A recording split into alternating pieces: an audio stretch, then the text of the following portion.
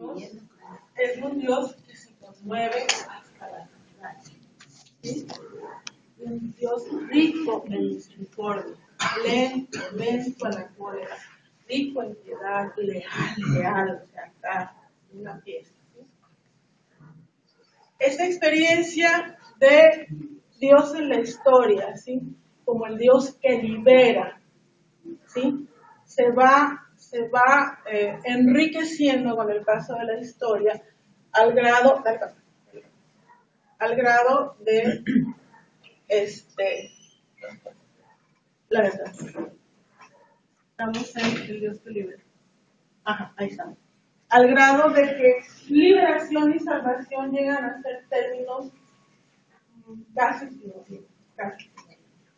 El Dios que libera, el Dios que salva, el Dios que se conmueve, el Dios ese Dios de la santura, porque Israel también, dicen los especialistas, que es uno de los grandes aportes a la historia de las religiones, la santidad de Dios. Israel descubre la santidad de Dios, ¿no? Y la santidad no es otra cosa más que Dios es otro, totalmente distinto a ti, no tiene gran cosa que ver contigo, ¿no? Dios es santo, Dios está separado de ti, es otra cosa. No es la piedra. No es la piedra, no es el agua, no es la lluvia, no es el trueno, ¿sí? No es el trueno. Dios está mucho más allá que eso, ¿no? La santidad de Dios, Dios es santo. Pero al mismo tiempo ese Dios santo, otro de las alturas, el Altísimo, ¿sí? Es el Dios de los ejércitos, el Dios que se mete en la historia y lucha y combate por su pueblo, ¿verdad? En el destierro, ¿sí?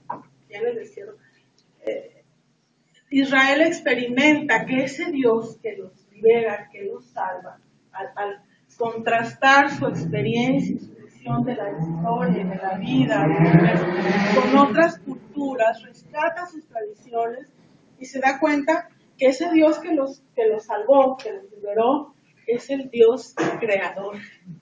Y no creador nada más del pueblo, no nada más lo constituye como pueblo al darle la palabra, al darle la ley, al celebrar una alianza con él. No, desde antes, desde el principio, cuando Dios separa la luz de la oscuridad, cuando Dios crea al hombre y a la mujer, en fin, desde ahí, ¿sí? Descubre Israel que ese Dios tan omnipotente, tan poderoso, ha caminado con él.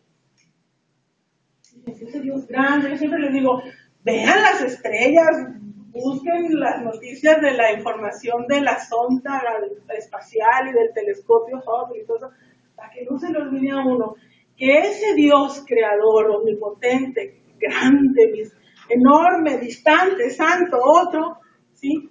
Es el Dios que Jesús revela, ¿sí? Es el Dios que conoce, ¿sí? Es el Dios.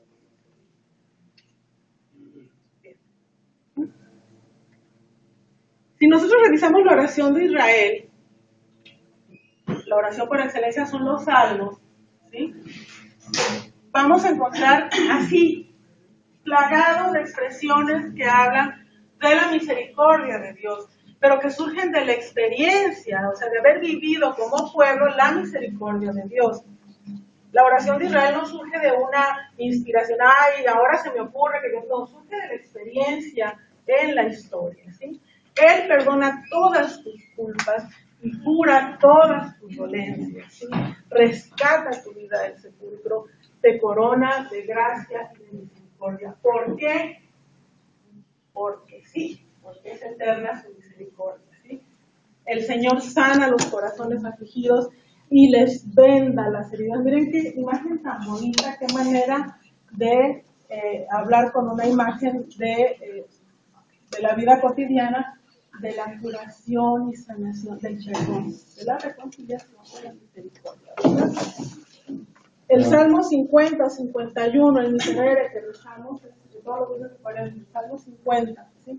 Misericordia, Dios mío, por tu bondad, por tu inmensa compasión, borra mi culpa, lávame, limpia mi pecado, ¿sí? Entonces, y termina, como todas las súplicas, con una confianza absoluta en que Dios ya escuchó la oración, ¿sí? O sea, todas las súplicas, toda la oración de los salmos, ¿sí?